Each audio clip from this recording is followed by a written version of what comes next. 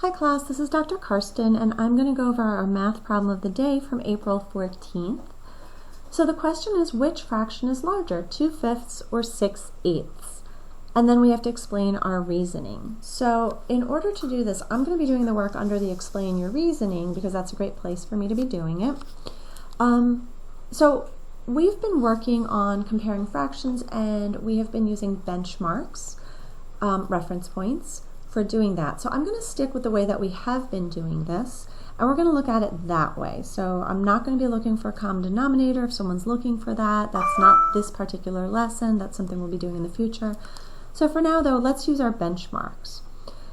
So let's start with 2/5. And I want to remind you that dealing with 2/5 is a little bit trickier than dealing with a fraction that has a denominator that is an even number.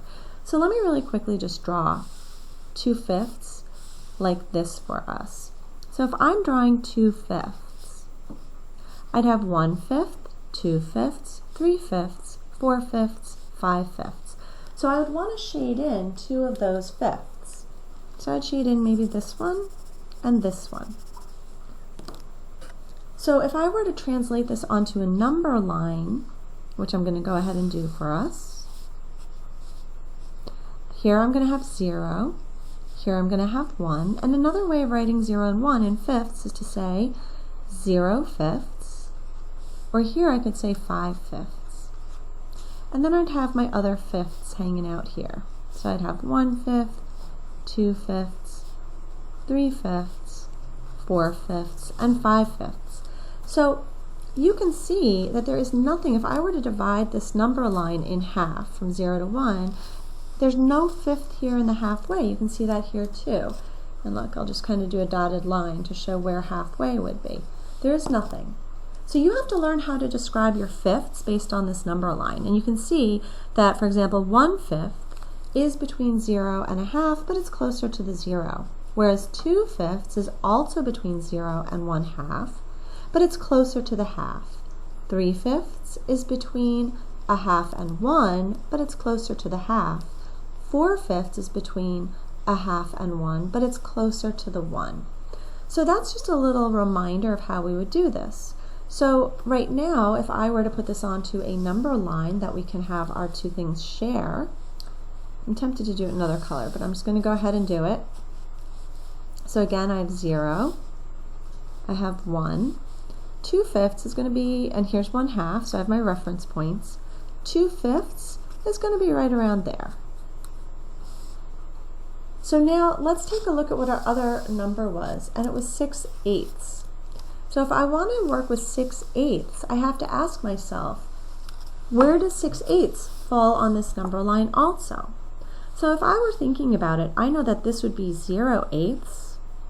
I know that half of 8 is 4, so 4/8 would be equal to a half. And I know that 8/8 would be equal to 1 whole. So 6/8 is going to fall somewhere between half and a whole. And if I look at this, I could even think to myself, I have 4, 5/8, 6/8, 7/8. I could say to myself, look, it's exactly halfway between the two.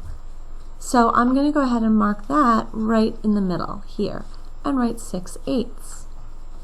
So now what you can see is that 6/8 is halfway between these, and 6/8 is larger than 2/5. So for my answer, I'm going to circle 6/8, or I can write 6/8 is larger.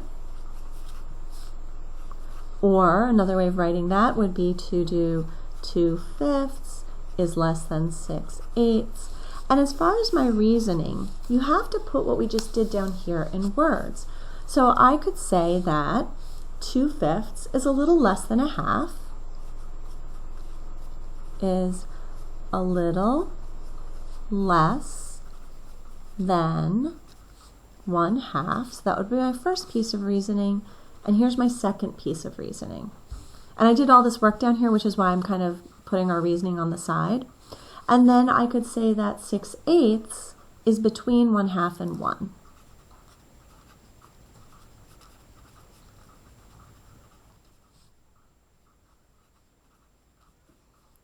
So let me grab another color, and I don't know if this one's great.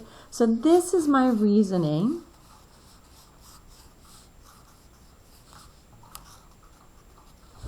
This is the work. And these are my 2 ways of answering it. So I'm going to post this also in our Google Classroom. I hope that this was helpful. I'm sorry that it's like a little messy as far as how the picture is going to look in our Google Classroom, but at least you can take a look at all of this and you can see what I did, and I'll post a picture of it. So I hope this was helpful, class, and I will see you in our Google Classroom. Have a great day.